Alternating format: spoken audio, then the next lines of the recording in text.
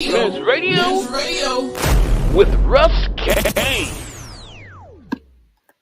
Yes, you are. Good morning, everybody. Good afternoon, if you like that. I prefer it's the morning because it makes me feel cheery. Otherwise, I think half the day's gone. I'm Russ Kane. This is the Daily Show, exclusive to Men's Radio Station. A heck of a big, crowded show today. Later on in the show, something to happen to me this week, and I want to discuss it with Longy when he gets on. I want to talk about redemption.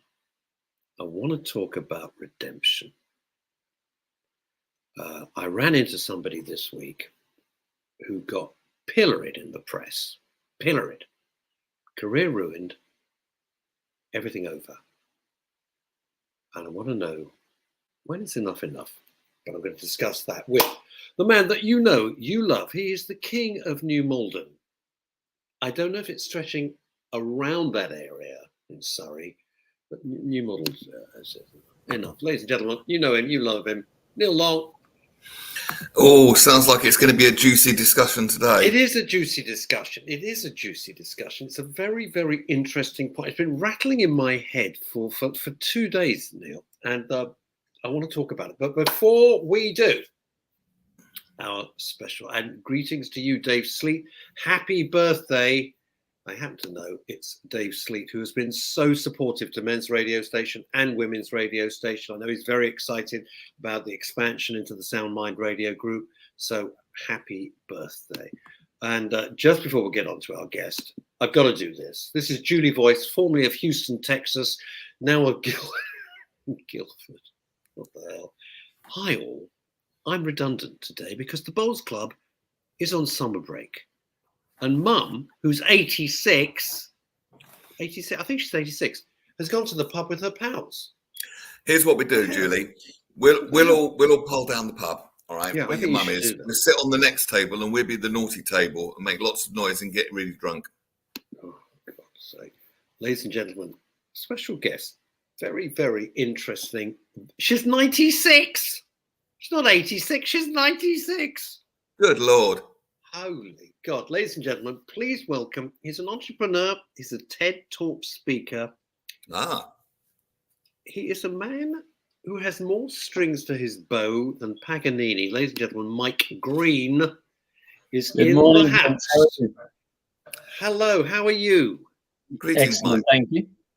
Morning. Mike, I am. How are you? I am thrilled. You're the first guest who's decided to wear a jacket ever on this show, I think. And I'll be honest, I'm impressed. I've been doing a morning of mentoring already, so Wow. I'm not always this casual. Normally it's shorts and t-shirts. Oh, right. I'm just wondering, you just said you've been mentoring this morning. I do a spot of mentoring, not on your league, I'll be honest, but I do get asked to do it.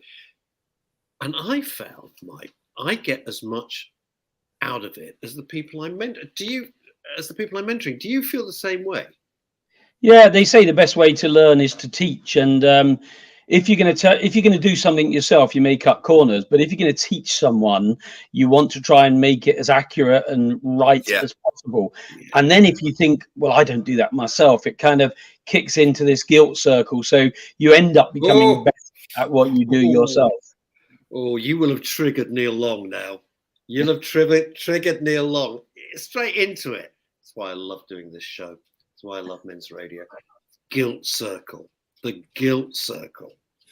I agree. I teach people various things, DJing and presenting, and I think if I'm going to teach them, I need to be doing what I'm teaching them myself. So it helps me remember. But it's a really good kind of mutual energy because it helps me remember stuff that I might have forgotten or stuff that I need to learn still. And it's kind of a dance, isn't it? Teach and learn and give, receive, and all that sort of thing. So it's really good. It's really good mentoring, and everyone grows and expands from it. I don't think all true benefits are mutual. I think, aren't they? Yeah, and I think any kind of support, coaching, teaching. If we go back to preschool type education, we were all taught through stories of our forefathers and And it's that storytelling. And I think sometimes you might know a fact that you want to share, but someone who you're mentoring can give you an example that becomes a story that encapsulates that learning. And then that learning becomes more effective because it's got a more memorable story to anchor for people. Oh, I like that. Yes. Yeah, very much. If you can, and if you can relate it to their experience in some way. When I mentor, I always try and sort of talk in, establish that we've got a common language, and then talk in that language, as I'm sure you do too. Yeah. So, for example, I do quite a lot of trade businesses, and I had the pleasure of having Charlie Mullins on the podcast a few weeks ago. And if I can take somebody and say, "Oh, Charlie said this," or "Charlie did that," and Charlie sold for 146 million, and they're still at the beginning of their journey, then they're going to think, well, if Charlie can do it, I can do it. And he's not giving me some sort of super duper silver spooned example. He's giving me an example of someone who is someone like me, and therefore it becomes more believable and therefore more achievable. Exactly, because we've talked about this on the show before. Things need to be the peak, the optimal spot for learning is the sweet spot in between being challenging enough to be interesting, so it's not boring, but not so insurmountable it seems impossible or you'd never get started. And believability is a very big part of that. And I always say the best mentors are ones that are or come across one step ahead, but only one. Well, and I'd be interested to ask in your guys' perspective as well, because one of the questions I often get asked is, what is the difference between a coach and a mentor? And I always think a coach is someone who has got the technical skills to teach a principle, or has learnt the knowledge to share, whereas a mentor who is somebody who has walked that talk, who has done what they're trying to teach others to do, and can pull not just on other examples, but on self-experience, and therefore has felt the pains, the embarrassment, the success, and everything else. And so it's not some academic sharing, it's an experiential wisdom, if you like, which is more than just education. It's interesting you say that, because my new podcast is called Walk the Talk, and those are the sort of ethoses that we were trying to bring into it. I guess that's I've never thought about that, coach versus mentor, but it's really important for people's growth. I always think of a coach as something like tennis. So the guy clearly could not do that because he's of a certain age now. He wouldn't have the energy of the kid who won Wimbledon. Yeah, at 20 I hear the years word old. coach and I think of really bad tracksuits. But they have, I think the point you've made, Mike, is they've got the technical expertise. As though they now couldn't do it themselves. They would say, this is how you, this is how you play that backhand, or this is what you've got to do. It's not a trainer, it's a coach. But a mentor it seems to me with a mentor, it's much more of a two-way conversation, because the coach is saying, you want to stick with tennis. I know nothing about it. Stick with it as an example. All right. Could be anything. You want the guy to win. And you're teaching him the techniques to win. Really. That's it. You're giving him the building blocks of how to do it. Then he has to add his own brilliance, obviously. I've got a good one.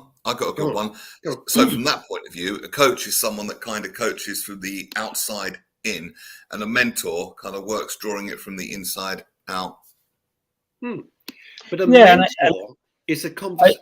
Would you agree, Mike? It's a conversation, maybe. Sorry, Mike. Would you agree it's a conversation? It is. I mean, using your example, Russ, in terms of the tennis coach, sometimes they've not ever achieved Wimbledon win, let's say, but they'll be teaching someone to win Wimbledon. And in many times, they don't need to have won it. Maybe they are better at the teaching element of it. Maybe they've got a more observant eye that can see that when they observe, whether it's real time or looking back over videos, there's a technique or an angle or a way that they're holding the racket that could be improved. So I always think coaches are more sort of observer teachers, whereas mentors are sort of along the journey with you. I've been there, done it. Let me take you there as well. And along the way, I think networking is more something that mentors bring to the party as well, because if they've been there, seen it, done it, they have a broad network of people. So that there are many weaved similarities, but they are different, I think. And sometimes people want a coach and sometimes they want a mentor, but sometimes people think they want a coach, but they need a mentor, or they think they need a mentor and really they need a coach. And I think Yeah. it's something that when people are considering these things, they really need to understand first. Covey said, start with the end in mind. You know, what is it they're trying to achieve before you decide who's best to help you? That's a good way. That's a really Absolutely good way right. of looking at it, and probably not a question that a lot of people would ask. Yeah, Yeah, I mean, Just the lack of experience of not knowing that there is a difference between the two. I agree. I think a lot of people start off and don't have. It's not that they don't have a focus. It's just that they don't have an end goal or a particular point. Or if you were flying, I don't know, they'd call it a waypoint, wouldn't they? You want to get to, I don't know, Scotland. So you've got to go via X, Y, and Z.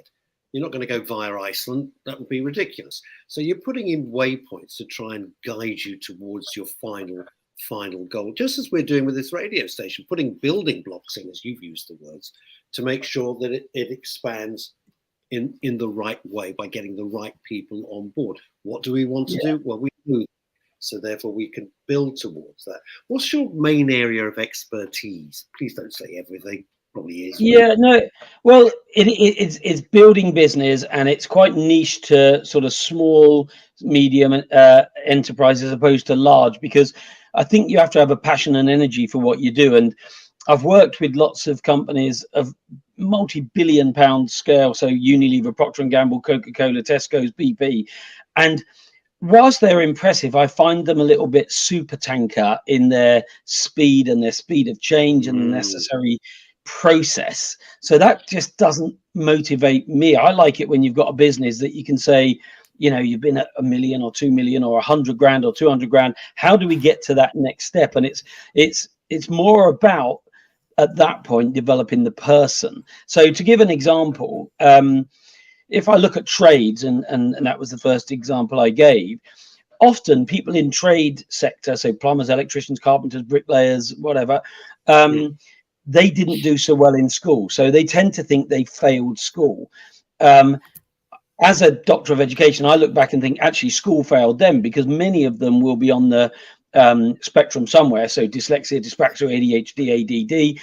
And if you've got ADHD and, 20 minutes is your maximum focus time, the minute you're told you got an hour's math, it's like, oh my God. And if you got double math, it's like, kill me now kind of thing.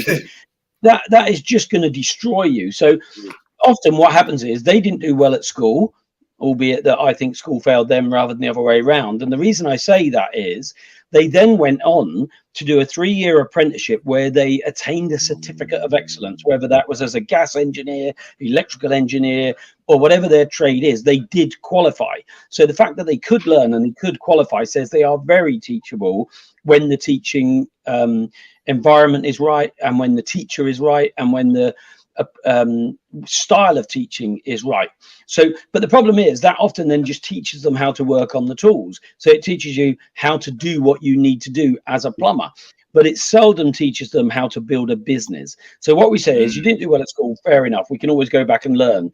You can learn, and you did learn, and you did qualify on the tools, but that didn't teach you about recruiting great teams, managing, motivating, training great teams. It didn't teach you about finance. It didn't teach you about sales and marketing. It didn't teach you the tools of business rather than the tools of the trade.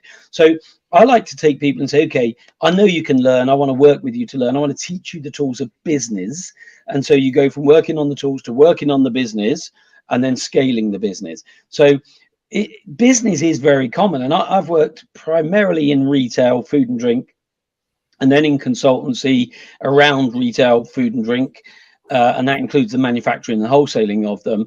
And then I did Secret Millionaire in 2011, retired in 2012, thought I was going to do nothing for the rest of my life, got bored stiff, started again, but I got more into building because I had a passion as a teenager to do that, and now I do more property and so on. So that's taken me into trades. What I've learned along the way, and I've also been entrepreneur in residence, which taught anything from tech to biotech to marketing and so on. And what I realized is actually business is all the same. It is about, have we got the right people? Have we got the right product? Is our price right? Can we defend our price? Are we going for value, or are we going for premium, or somewhere in between? Are we marketing that price, that product, that service? And so the danger is people think they can't help me because they've not been a plumber. They can't help me because they're not a marketeer. When reality is that if you look at the core tools of business, they're common. How would you think about this? This is coming from Dave Sleet, who is runs a company called APA. Been very supportive to us since we started. It's like in the psychometric universe. A coach is able to enhance the skills, targeting and driving motivation to reach a goal. Mentoring is more experience specific. Both skill sets are valuable, can make an effective team around someone. The best coach or mentor is able to identify, this is it, the needs of the client ahead of their own needs. What do you think of that? Yeah, I mean, I can't necessarily disagree with that. And on that basis, I would be a coach and a mentor, because I am a behavioural profiler myself with Thomas International, Belbin, Myers-Briggs, Cambridge Myers, and so on. So I always use that as a base. And if they're understanding and teaching the skills. But what I would say is, if I said to either of you guys, what was your favourite subject in school? So let's try that. What was your favourite subject in school? English. Why was that? Sorry, why was that? I loved it. I absolutely loved it. Why? What made you love it? What was it you loved about it? I loved literature. I loved the process of writing. It's still my favorite thing to do. It's what I do for a living. So let's come back. Did someone help you grow that love, ignite that passion within you? Was it a teacher? Was it a parent? And I guess where I'm getting to, a lot of people, when you say what's your favorite subject, when you then get into why, it's because the teacher made it really fun. The teacher made it really interesting. The way it was taught was good. So sometimes it's not just about teaching the skills. Lots of teachers have the skills, but they'd be better as a sleep aid to help you fall asleep in the way that they do. Absolutely. So it's not the technical skills that's important. Yeah. Answer your question. You're absolutely spot on. I always had a love of reading from when I was tiny. I mean, really tiny. Enid Blyton onwards. I was lost in those books. And when I went to school, I was blessed to have two amazing English teachers. Yeah. One was called Laurie Jagger, who was head of English at my school. And these guys were amazing. And they, like clearly you do, communicated their passion in a way that wasn't dull and wasn't dry, wasn't boring, and made it exciting and made it interesting. Even really complicated stuff that we had to do. And I think the fact that you can still remember their names, and that's obviously decades ago, not saying you're anything over 21, but it was also... Bless you, I like you, Mike. I like you a lot. But the key word you said in that to me was, they ignited their passion and shared it with you, kind of thing, the word passion. Because often if people say, what's the secret of success, the first thing I say is, it's not about secrets, it's about systems. If you can find someone who's been successful in a chosen field or an area that you want to go into, and you copy or follow the systems or approaches or behaviors that they use, that can go. So it's not secrets. But if there was one commonality, and I've, as a profile, I can't not profile people, so I'm constantly profiling successful people as I'm podcasting them. And what is very common is it is the passion that they have for it, and that passion becomes really contagious. And I think the reason some teachers, mentors, coaches, whatever, aren't successful is they've probably gone into it as a trade they thought could deliver a good wage, or was told to go into it because mum or dad said. School said passion begets passion. I agree. I teach people to DJ, and I try and get them excited about it. So look, this is the possibility. Get them excited about their potential, and it excites me to see their potential coming through. But I had to be excited about DJing in the first place. And when I hear them do it and do like a good mix or something like that, I get, my students tell you, I get overexcited. I start jumping up and down. But the energy is really, really infectious. If you can show someone their potential, get them excited about themselves, if you like. Yeah. Well, and Can I share an example of that? Because it's relevant today and it's relevant to your sector. Mick Jagger, 80 years old. Yeah, 80. I mean, Right. 80 years old today, still an amazing entertainer. He's not doing it for the money. He's doing it because he's got passion. He's not doing it because he's got to do it. He's doing it because he loves to do it. And can you imagine? So we go back like 65 years. He's 15 years old. And he said, his parents say, right, son, you leave school next year. What are you going to do? He said, I'm going to play guitar and sing and dance around the stage. They'd say, don't be stupid. Get yourself a proper job. You know, what do you mean you're going to prance around the stage with this electric guitar thing? You know, don't be stupid. If he'd have listened to them and not followed his passion, the world would have been a worse place. Not only would he have never been as excited and loving life and still living every day in that passion, but billions of people around the world, long after he's dead, will be inspired and entertained by him. Yeah. I know. He's really, left leaving in the process of leaving a legacy. I heard another wonderful story about Paul McCartney, who I remember the name of the job, but it was I think it's an old job that we don't talk about much more anymore. A turner or something like that. I don't know what it was, but it was a really dull job. And he thought, stuff this, bunked over the wall, then went for a rehearsal with his 3 bandmates. Now, if he'd have stayed at that job, but these things people tell us, get a proper job. There's a big one. You see, you Mike, won't amount to much. There's another one. We're not the kind of people that can do that kind of thing. There's another one. I mean, Elvis Presley was told he should give up playing the guitar, go back to driving a truck. Einstein was told he was thick at school, for God's sake. Mike, we talk about passion. We talk about passion. We talk about role models. All of this, I think, is so important. And my parents, it's funny. You've just really prompted this conversation. Has really prompted a memory. All I wanted to do ever was be a writer. From when I was 7. That's all I wanted to do. And I wanted to go to university, Cambridge, actually, Clare College, Cambridge, I was supposed to be going, to read English. And my father, who had no formal education at all, said, are you mad? There's millions of people out there with an English. It's absolutely pointless. Got to get a profession. Got to be a lawyer. And so I studied law, and instead of going to English, I went to the LSE and read law, etc. I loathed every single second. I had no passion for it. I did articles. I was an article clerk at £4 a week, plus luncheon vouchers. Oh, yeah. And worked my guts out. I gave it my best, and I detested every second. There was no passion. There was no joy. And I was rubbish at it. Because I didn't enjoy fire of your original desire, it never goes away. And I think when I work if we don't express it, eventually it's going to come out.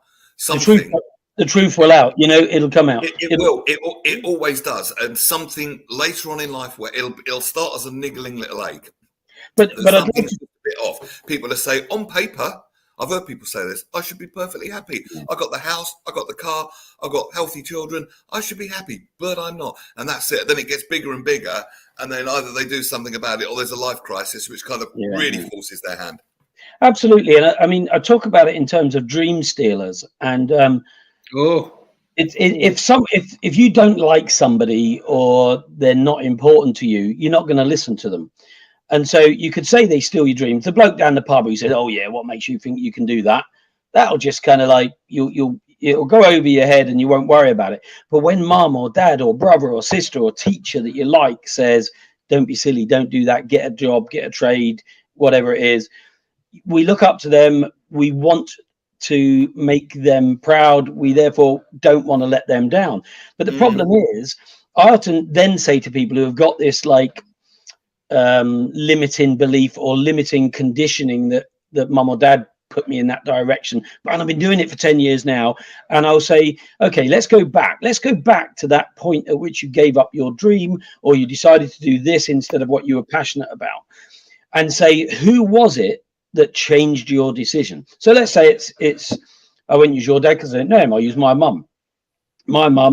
If I wanted advice on being a loving mother, I'd speak to my mum. If I wanted advice on relationships, I'd speak to my mum. If I wanted advice on doing the best Sunday lunch, I'd speak to my mum. But she couldn't read, couldn't write, and only ever did a job as a cleaner or a seamstress. So even though her intent was wonderful, and was for my good. It didn't come from any bad place. When No, she said limiting things to me, she Yeah. wasn't qualified. So if we said, take that person who stole your dream, not with bad intent, but stole your dream nonetheless, and ask yourself, if we were in a court of law, would they be able to evidence their qualification to advise you on that matter? And often, Mick Jagger's parents were not qualified to tell him he shouldn't be a musician, that there was no money in it, that he couldn't be good at it.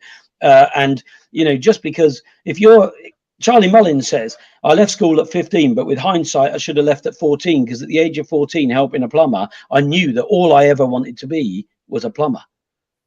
And so he just left school, just walked out, and never went back. And God forbid if he had, and he'd followed what other people had told him. So I wouldn't hate on anybody that tells you should do this, you should do that, don't be stupid, because often they're doing it from a good place. But what again, we've talked about this in the This show. is interesting. It's coming in sort from Scotland.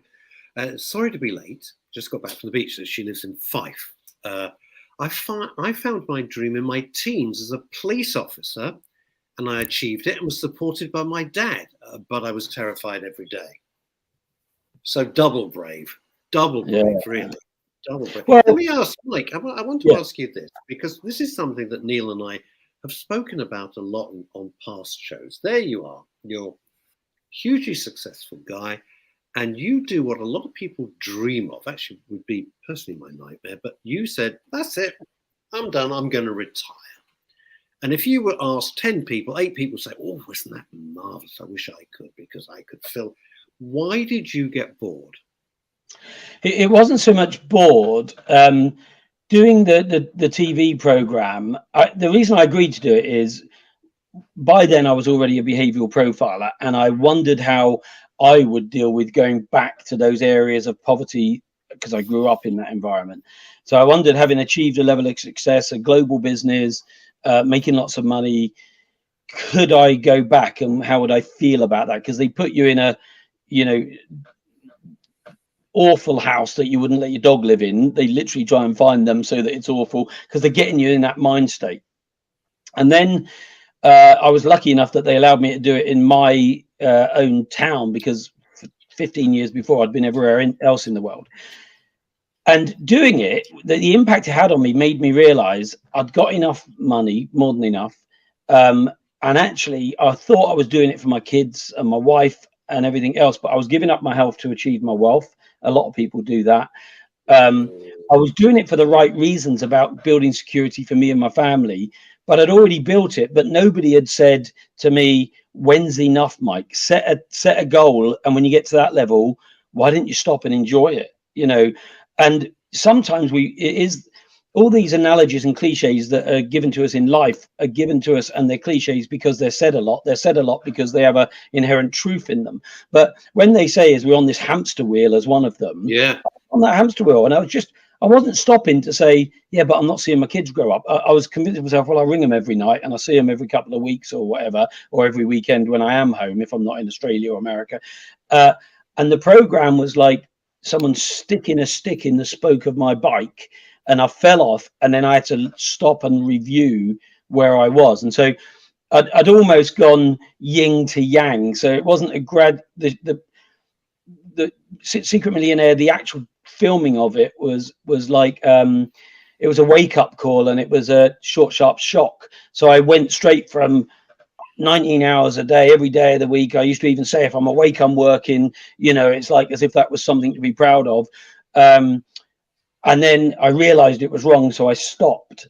But you can't go from 100 miles an hour to nothing without there being a risk, And I had a great 9 months, so certainly Easter and summer with the kids. But then I realized my wife had a life and a business. She was helping lots of people and bringing up the kids and helping the community. My kids were busy with their school, and actually they didn't have all the time for me anyway. So since then, I've sort of found a balance, and that's where I got more and more into the mentoring and teaching of myself. What am I doing? Why am I doing it? Where do I want to be? How am I going to get there? Yeah, and I think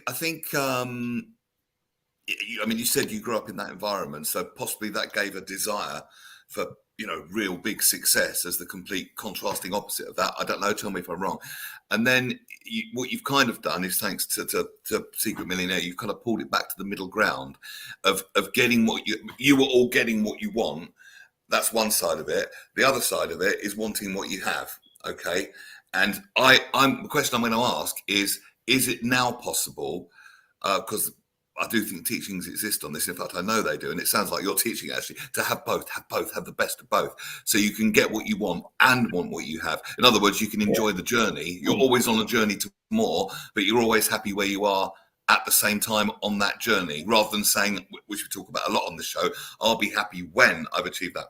Yeah. Yeah. And there's a great book, which a book is more of a journal that I use from time to time, and it's called the 6-Minute Diary, and it's basically 3 minutes at the beginning of the day, 3 minutes at the end of each day, and you're just for that 3 minutes thinking, what am I grateful for? So you're looking at gratitude. What do I hope to achieve today?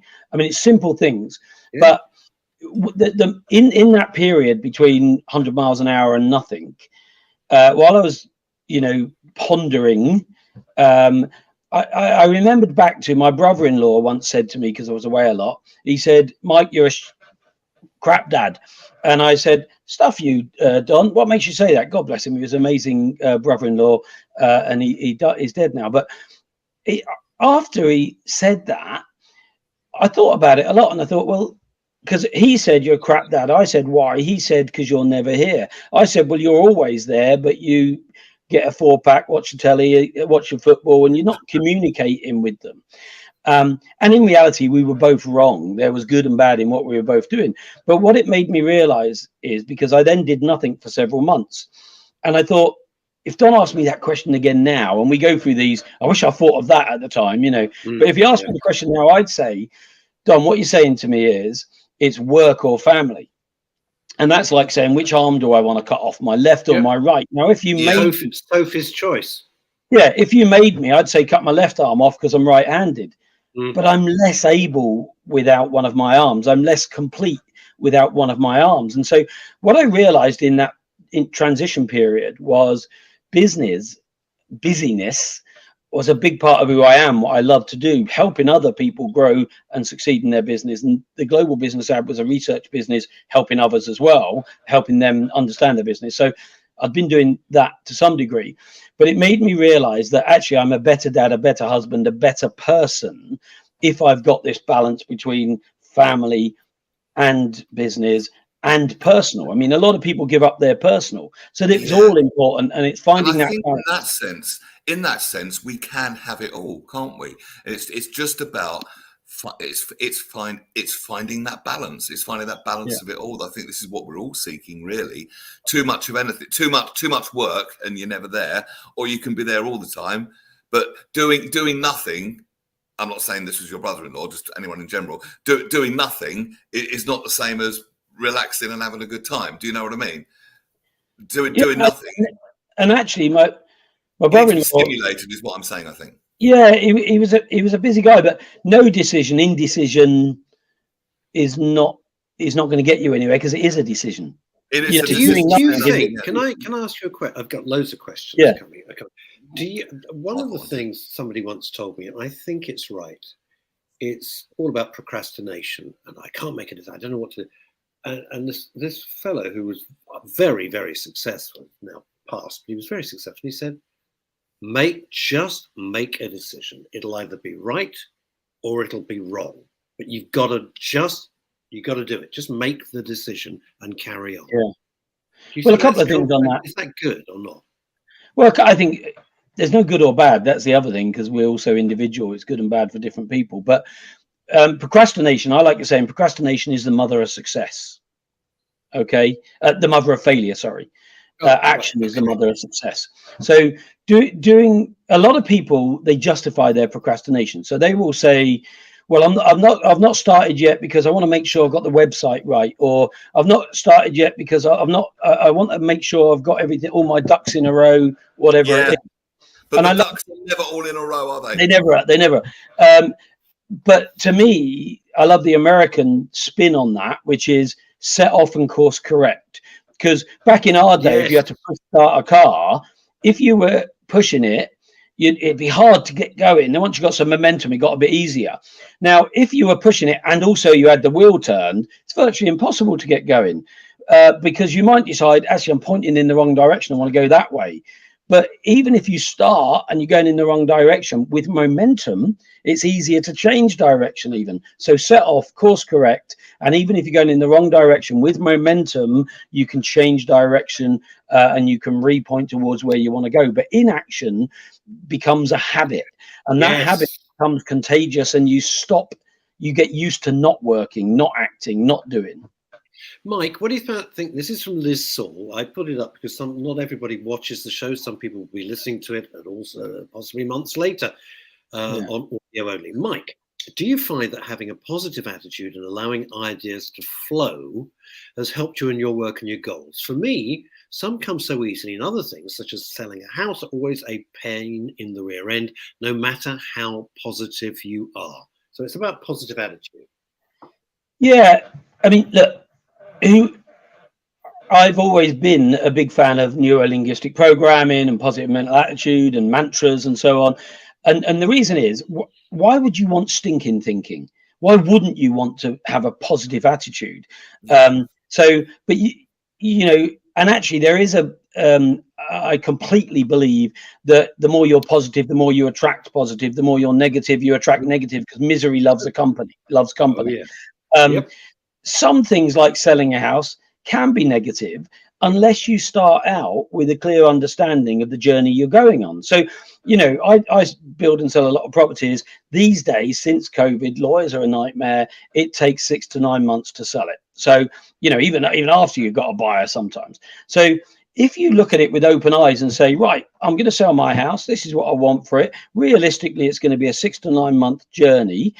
So if I'm going to try and achieve that tomorrow, that's akin to thinking because you've climbed up a little mound in the local village that you're going to climb Everest. You know, you've got to break it down and you've got to see the whole of the terrain and the journey. And then you just accept a reasonable timeline for that.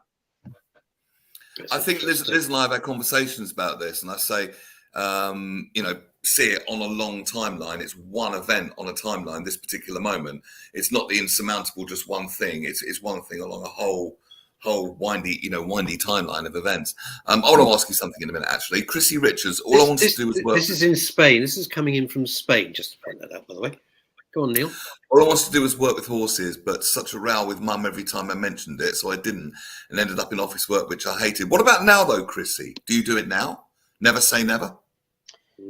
Yeah, I mean, one of the things I would say on that is I love Les Brown wrote an amazing book called Live Your Dreams. Amazing guy. Yeah, I like Les Brown. It was once called educationally retarded, which was an allowable term in America back in the time, kind of thing. But even here, we've had slow or whatever to it. One of the things he says, and it always resonates with me around the why do you not follow your dreams? He said a good death is, imagine you're lying in your deathbed and you've got all your loved ones around you and they're smiling at you and you're looking up at them, and you know they maybe got tears and whatever, but they each in turn want to say to you, I love you.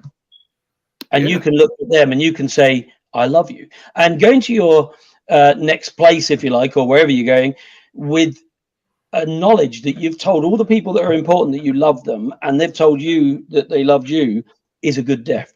He says, but a bad death is, imagine instead of your loved ones being around you, you were surrounded by your hopes and dreams that you never fulfilled. Ooh. And they're looking at you and saying, I was a dream that came to you, just to you. Yeah, I heard a variation on that. It's regret the things you didn't do rather than the things that you did. We were talking about this a couple of days ago and coming up with all these kind of fridge magnety type things. And I remember we had this wonderful one on the screen the other day. Here it is.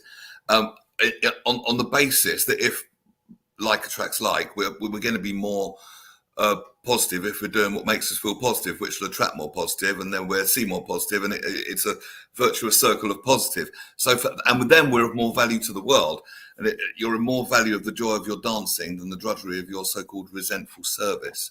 So which And is you've an got, invitation to follow your dream, isn't it? And as long as we're not harming anyone and we've got what we need, including the money to do what we need, why shouldn't we do what we want and which makes us happy? We're a much better benefit to the world. Doesn't matter if you're mentoring people to run worldwide businesses or being a great mum. It doesn't matter. It's what lights you up, right?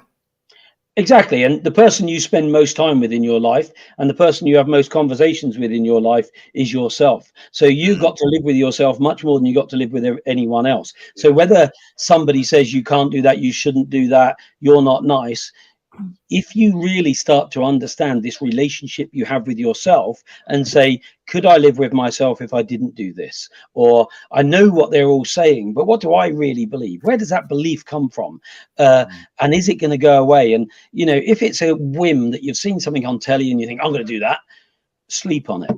But if the next day you think about it, wait a week. If the next week you're still thinking about it and it's still in there, it's still like a fire that's waiting to ignite, you should start doing something about it. Yeah, I agree. And possibly you won't ever be truly fulfilled until we do. Mike, Can I ask you? I was going after you, to Russ. ask you this, and this isn't the BBC, so you can tell me to sod off. It really doesn't matter. But you know, people looking and listening to this, they go, "This guy, look at this guy. You know, everything he touches turns to gold." Have you ever had, as we all have, but have you ever had like a really big failure that you've had to bounce back from? And where did you find the resource, the resilience to say, sod this? Yeah, all right, I'm down on the ground. I'm getting up again. Oh God, yeah. I mean, look, I wrote a book called Failure Breeds Success because I think that failure is such an important ingredient of success. People think it's the opposite of success. It's not. It's a constituent ingredient of success. And, you know, without failure, you probably won't be successful. And speak to any successful person, their past is littered with failure. The difference No failure, is only are not feedback. a failure. Failure was just something that happened along the way. But at 27, me and my wife, I mean, we've next Monday we've been married 30 years, together 35. Congratulations. God knows how, but she stuck with me. Thank you. But at 27, we just started living together. We were trying to build a business, and without going into the long story of it, it went bust. And I learned a lot from that. But not only did the business go bust up in Manchester, not to worry, let's go back to Peterborough. I've got a house there at least, so I can give the tenants notice, live with my mum, and when they go, we can move in there. The house was empty. The tenants had burnt the kitchen down, which had smoke damaged the house, and the house was ruined. So not only had I lost my business, I had to hand the keys back to the building society on the house and lost my home as well. So mid-20s, me and my young wife, who I talked into giving up a good job, I've got no business, no income, no home. And I remember ringing a guy who's best mate, still my best mate and best man. And I said, I told him what happened. He said, look, Mike, he said, I want to prepare you on 2 counts. One, when the shit hits the fan, you'll count your friends on one hand. Sure. He said, but don't worry, you only need a handful of friends in life to be truly contented. He said, but 2, I'm going to give you a job. And he had a pizza place down in Ware, Hertfordshire. He said, you're going to have to deliver pizzas. You help us out in the pizza place. He said, you can live with me and Nick for a month, but then after that, you can use the wages we'll give you to put the rent deposit down, get your own place and start again. And yes, we were low. We were beaten. But if you've got this desire that we talked about, this belief that I'm more than that, this isn't me. This isn't the end. This isn't where I'm supposed to be. It burns away and it comes back. So even though we're delivering pizzas, we're working long hours and everything else, eventually, because the internet weren't around then, I went to the library. And I walked in the library, I thought I'll get some books, could fill the mornings because it was a lunch through evening business. And I saw this self-development zone. I thought, what's that all about then?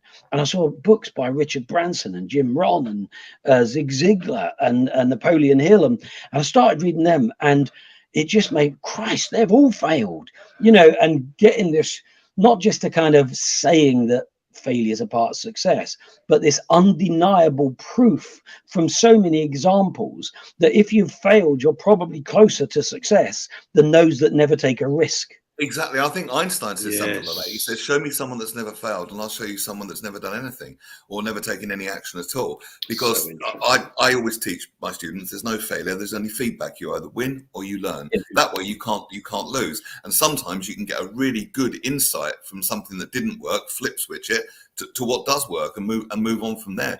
Take the learnings and move on. We don't carry it like an albatross around your neck. This And is and people like you are living proof that there's always a way back. Well, thank you. And one of my guests said, and this is an important point as well, because sometimes we're not all going to be successful in the measure we have of success. My measure is health, wealth, and happiness, because I know a lot of people that are happy but are really struggling to live. I know a lot of people that are wealthy but really unhappy. So if it's health, wealth, and happiness, and that's success, and wealth is obviously a measure of what we truly need, but if you're doing something you love and you never quite achieve the wealth, you're still a happy person. But if you're doing a job you hate because someone else told you hate it and you're never following your dream, you're never going to be happy. Even if that job is paying you well, but you're not doing something you love, you're not going to be happy. So I'd rather be unhappy doing something I love. Sorry, I'd rather be happy doing something I love but unwealthy than money hating what I have to do to get it. Yeah. And I think now with the teachings that are coming through, we really can have that balance and have it all. You could call it personal success, being happy with what is now while striving for more. And that includes the self-care, the health, the relationships, things and people and relationships, everything that makes, and now the science is out. We talk about it on the show quite regularly. Book by Sean Acor, Happiness Advantage, and he's scientifically proven that happier people are more naturally successful, do attract more opportunities, and all that sort of stuff. And the converse is true as well. I've got to ask you a question. I've got to ask you a question. It occurs to me because it's been burning in my head since you said it about 10 minutes ago or so. And you said, I used to get up and I was working 19 hours a day. And there's several things that spill out of that, which if somebody as successful as you, I always like to grab the opportunity to ask, did you have what they'd say, like, was there like a monkey on your back? I've got to work 19 hours a day. I've got to do this. Or was the work taking you 19 hours? Because they're two different things, aren't they? Not so much that. I mean, I went to a school that was once called by an eminent Cambridge psychologist. My school was referred to in a report as a demonized depository for social waste. Good God. Now, what an awful thing to say, and that she put it in the report. It was taken out of the report and put into our local newspaper. So all of us kids that went there knew that we were social waste. Now, when I became a doctor of education by Anglia Ruskin, I saw this woman. I said, never, ever, ever give kids label, because a lot of them will take them on board and they'll live with them. But I guess where I did come from that school, and not going on to a school that could give me the benefit of confidence, academia, project management, all those things that are a part of that education. Because of that, I always believed that to make more, you had to work harder. To be more successful, it was about how hard you were. That's a common belief. That's a common belief that hard work equals our measure, perhaps a bit old-fashioned now, of success. But if that's true, there must be I've always think there must be another factor. There must be another factor, because some people don't work that many hours and have loads of wonderful things come to them, and some people work all the hours God sends and can never make ends meet. So hard work is not the measure, is not the full ingredient of success. It's an ingredient, but it ain't the whole enchilada. You've got to work smart as well. Exactly. And I also completely agree that not to give kids labels. There was a fascinating story that a teacher went into the so-called remedial class at school, but she was told mistakenly that it was the A stream, the A set. And suddenly, with that new expectation, they all absolutely flourished, and they'd never done it before. And I find stories like that fascinating. What is it? Our perceptions, our expectations. How much of this are we creating by what we believe, for God's sake? Yeah. No, and there are many stories around that. But I think generally, if you look at, words are important. So if you look at children, you say, oh, she's always clumsy. If there's a cup in the room, she'll kick it over. Somehow they find the cup, and that, we create those positive or negative behaviors in kids. kids need encouragement. We all need encouragement. And Yeah. actually, I've I don't always even been know why I really said mindful kids. of the language I use in front of my daughter. I remember when she wanted to do work experience, and I said, "What do you want to do, darling?" And she said, "Astrophysics." And I'm like, "Okay, I wasn't expecting that answer." But Yeah. I do have a thing that I will never laugh at anyone's dream. So we explored it, and she did it, and now she's a doctor of particle physics, which is fantastic. Ha! So yeah, That's the incredible. girl's done good. And I'm not saying that to show off. I'm saying it to always You're encourage saying it for people's her. You're dreams. not saying it. You're not Also, saying it for Never- you. Look There's at nothing this. wrong with being a proud dad and showing off, is there? You know, I like this for dreams. I like this for fulfilling dreams. This is from Martin Allen. My parents and grandparents all told me to get a proper job. God almighty, we heard that. Instead, I became the first pro golfer from Bethnal Green. From that gave me the belief I could achieve anything. That's Yeah. what gave me the strength to change family law in the family justice panel. If you're going to regret not doing it, then do it. And Martin, if Absolutely. you'd have got that so-called proper job, you would never have done that. It was being that golfer that gave you the belief, and it's that belief that served you for the rest of your life. Absolutely. yeah. Mike, I mean, Mike, it's been an absolute. We could talk for. It's been an absolute pleasure, an absolute joy, and thank you for finding the time. I know how busy you are. We would May I love contact you on LinkedIn? There's something I want to ask you, but probably off air. Would that be yeah, all right? go for it. I'd love to, and I'd happily come back again. I've please do. enjoyed and learnt from the interaction as much as you guys bless have. you. Thank you. And Clearly, how we learn. Clearly, from all the comments, you're really resonating, and I really appreciate it. Mike Yeah. Green, thank you so much. Lovely to meet you, Mike. We will Thank see you. you again. Bye-bye. Bye-bye. Bye-bye. What a terrific fellow. What a terrific guy. Fascinating. What a good lad. Fascinating. Oh, too close. Oh, that'll do. Fascinating chap. I knew he'd be great, but I didn't know he'd be that great. It was Terrific. great. That was fantastic. Can Now- I share something funny? Okay, but then I want to ask you a question because it's a serious. Oh, you want to do redemption, don't you? Yeah, let's do that first. We'll finish on the I'll funny. tell you why I want to do the redemption. All right. I went to see a show this week in the West End. I'm not going to talk about it. It was fine. It wasn't my cup of tea. Doesn't matter. And at the end, they gave a little speech. It was the opening night. And the main actor gave a little speech. And there's someone who's I want to say a huge thank you to. This is going to shock you. All right. Place is packed. Opening night. And someone who's become like a second father to me, ladies and gentlemen, Mr. Michael Barrymore. Oh, And I'm like, And through the audience from the back of the theatre, it's West End Theatre, Michael Barrymore comes up and walks onto the stage. Now, several things came out of this. The audience went wild. The audience, let that sink in. The audience went wild. They were thrilled to see him. Michael Barrymore got on the stage and made a speech. If you think of how he was and how he just about managed to make a speech, it was kind of heartbreaking, very, very touching and very warm. He was a different man. is it in a good way or in a kind of shadow of his former self way? No, he was very humble and very grateful and clearly very emotional because he hadn't stood on the stage in front of a packed West End theatre for many years.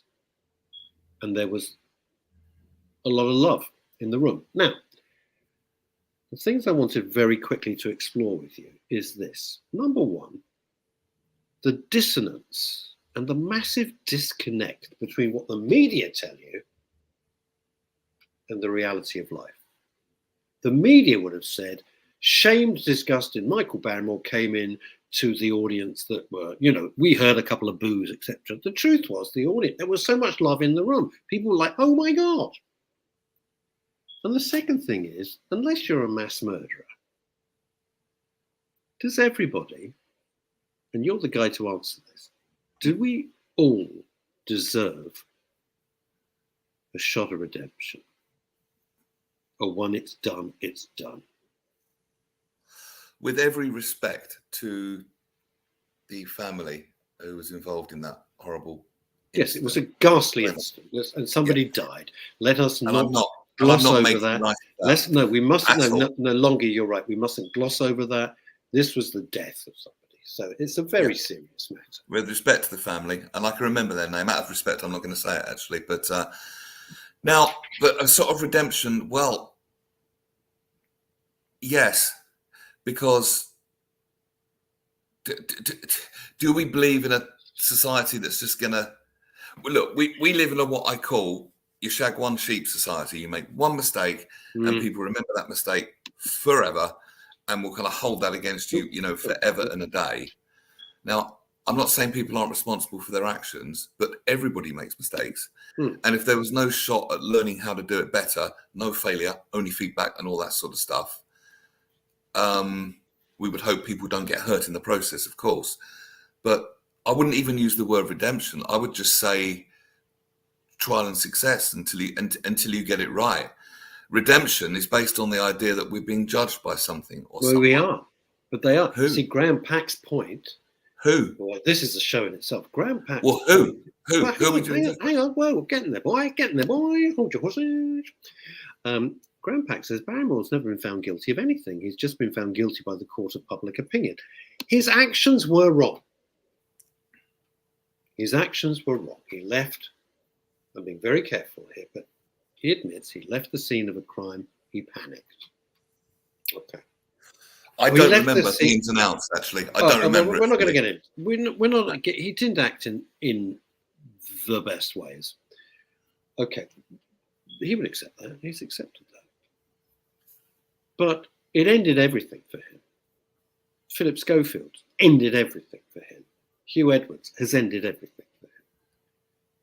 When do you say, geez, come on, what have they actually done? It's so easy now to stir up such bitter hatred and without knowing the facts. Let me put it this way to you. People judge, but does life itself judge you? That's the thing. And if life isn't judging you, life's just being life and moving on, maybe we're allowed to do the same. Maybe the only forgiveness we need really is our own. Our guest was talking about the relationship between you and you.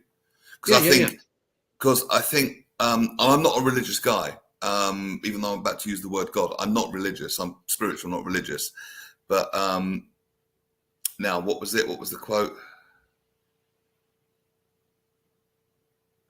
And it's completely gone out of my head, but I'll forgive myself. But the thing about the forgiving is, but there's a more practical aspect to this. You can square the circle with yourself, right? And you can say, I know what I did, and I forgive myself for that.